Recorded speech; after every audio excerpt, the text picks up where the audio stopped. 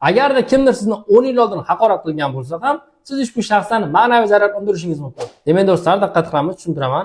Agarda kimdir sizni 10 yil oldin yoki undan ham ko'p muddat oldin haqorat qilgan bo'lsa yoki tuhmat qilgan bo'lsa yoki umuman sizga nisbatan boshqa turdagi ma'muriy huquqbuzarlik sodir etgan bo'lsa va ushbu qilmishi uchun shaxs sudning qarori bilan javobgarlikka tortilgan bo'lsa, siz ushbu shaxsdan O'zbekiston Respublikasi Fuqarolik kodeksining 991-moddasiga asosan ma'naviy zarar undirishingiz mumkin. Sababi Fuqarolik kodeksining 163-moddasida ma'naviy va sog'liqqa yetkazilgan zarar uchun da'vo muddati belgilanmagan va buning uchun da'vo muddati amal qilmaydi. Buning uchun siz fuqarolik sudiga da'vo ariza bilan murojaat qilishingiz kerak bo'ladi.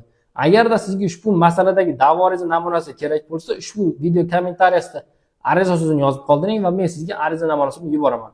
Shunday ekan, hurmatli obunachilar, agarda sizga fuqarolik, iqtisodiy, ma'muriy, jinoyat boshqa masalalarda advokatlik xizmati kerak bo'lsa, bizga murojaat qiling.